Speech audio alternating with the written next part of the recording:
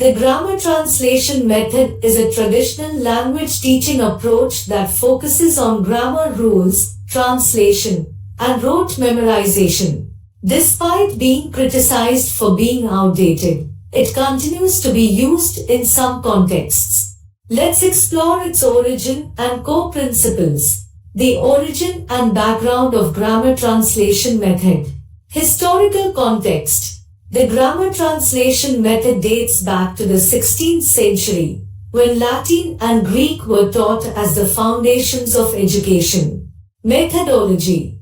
The method was based on translating literary texts word for word, focusing on grammar and syntax rules. Teachers used drills, exercises, and tests to reinforce memorization.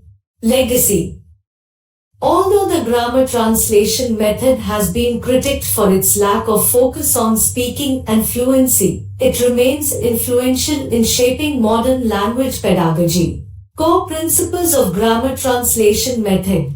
Accuracy over fluency. GTM values precise grammatical knowledge of the language rather than speaking it fluently.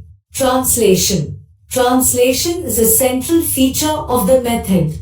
Students learn to translate texts from and to the target language. Focus on reading, writing. Reading comprehension and writing skills are emphasized over speaking and listening comprehension.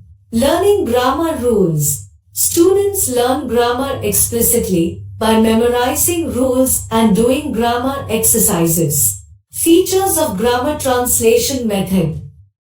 Teacher directed. The teacher plays a crucial role in the classroom, explaining concepts and giving feedback. Text-based approach. Texts are the primary resource for learning, with an emphasis on learning vocabulary through memorization and translation. Formal literary language. The method emphasizes the study of formal, written language, often using literary works. Advantages and disadvantages of using the grammar translation method. Advantages. Effective for learning formal grammatical structures and conventions of the target language. Useful for literature, translation, and academic study. Easy to assess learning outcomes with tests and quizzes. Disadvantages. Not conducive to building conversational fluency and communicative skills. Can be boring and demotivating for students. May reinforce students' dependence on L1. Difficult to apply and transfer to real-life contexts. Criticism and alternatives to the grammar translation method.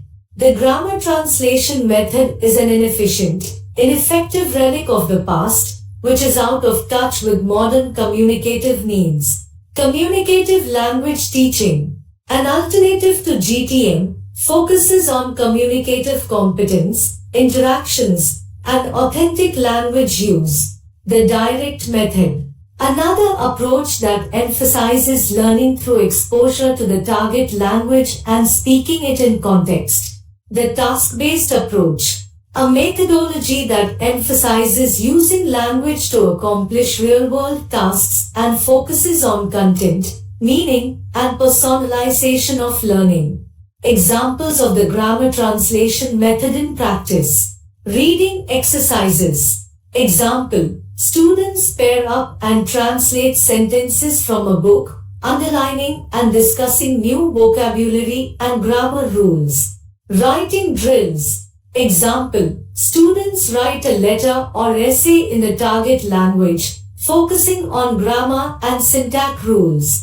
Teacher-directed lessons. Example, the teacher explains grammar rules to the whole class, models texts, and corrects errors. Assessment tasks. Example, students take a multiple choice test or a translation test to evaluate their learning outcomes. Conclusion and final thoughts. The GTM has a rich history and legacy in language pedagogy, but it has its advantages and disadvantages. The GTM cannot stand alone as a comprehensive approach, but it can complement other methods and tools. It's up to teachers to decide how to use GTM effectively, depending on their goals, context, and learners' needs.